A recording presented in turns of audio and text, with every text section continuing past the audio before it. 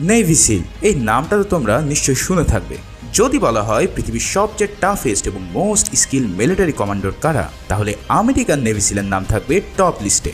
আজকের মুভি এক্সপ্লেনে থাকছে এই নেভি সিলের এক ভয়ানক মিশনের কাহিনী, যেখানে তাদেরকে একজন সিআইএ এজেন্টকে রেস্কিউ করতে হয় মেক্সিকান স্মাগলারের হাত থেকে। মারাত্মক অ্যাকশন ও থ্রিলারে ভরপুর মুভিটির নাম অ্যাক্ট অফ ভ্যালর।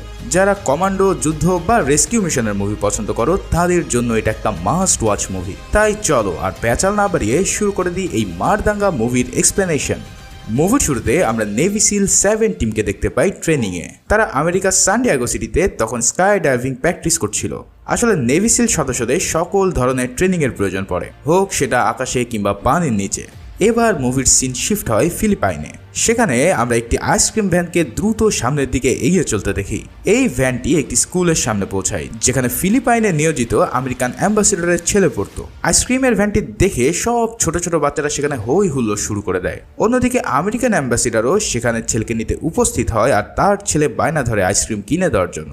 অজ্ঞাত ছেলের আবদার রাখতে গিয়ে অ্যাম্বাসেডর ওই ভ্যানের কাছে পৌঁছায়, আর ঠিক তখনই সেই ভ্যানে এক ভয়াবহ বিস্ফোরণ ঘটে। সকল নিষ্পাপ বাচ্চাদের ভাগ্যে ঘুরে যায় এক বিভীষিকাময় অধ্যায়।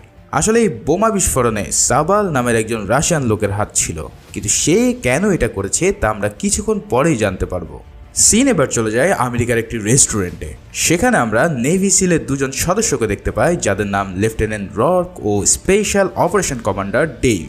দুজনেই ইতিমধ্যে ফিলিপাইনে ঘটে যাওয়া খবর শুনছে, কিন্তু আজ তাদের সেদিকে কোনো মন নেই। কারণ ডেভ জানতে পেরেছে যে রক ইতিমধ্যে বাবা হতে চলেছে, আর এই সুখবরের কারণে ডেভ তাকে অভিনন্দন জানায়।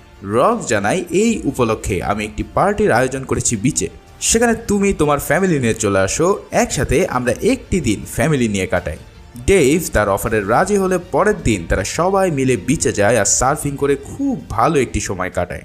আসলে তাদেরকে কিছুদিনের মধ্যে আবারও মিশনে যেতে হবে, তাই আজকের দিনটা সম্পূর্ণ ফ্যামিলির জন্য বরাদ্দ রাখে তারা। বিদায়ের দিনে রক তার সন্তান সম্ভবা স্ত্রীর কাছে আবারও ফিরে আসার প্রতিজ্ঞা করে তার কাছ থেকে বিদায় নেয়। এবার মুভির সিন শিফট হয় কোস্টারিকাতে। সেখানে একটি অরফ্যানেজে একজন বড় চুলওয়ালা লোকের আবির্ভাব হয়, যার নাম ক্রিস্টো। তাকে দেখা যায় বাচ্চাদের সাথে খুব ভালো সময় পার করতে। এই অরফানেজে লিসা মরিস নামের একজন নার্স ছিল। সে ক্রিস্টোকে দেখে হাসি মুখে তাকে স্বাগত জানায়। আসলে ক্রিস্টো ছিল একজন বিরাট ড্রাগ মাফিয়া, যে কিনা কয়েক বছর ধরে সোশ্যাল ওয়ার্ক করছে, যাতে আম জনতার মাঝে তার পপুলারিটি সে বাড়াতে পারে। আর অন্যদিকে লিসাও কিন্তু বাস্তবে নার্স না, সে ছিল একজন আন্ডার কভার সিআইএ এজেন্ট, যে কিনা 2 বছর ধরে এই ক্রিস্টোর উপর নজর রাখছে। রাতে লিসার সাথে তার অন্য সিআইএ পার্টনার দেখা করতে আসে, আর লিসার সাথে আমেরিকানদেরকে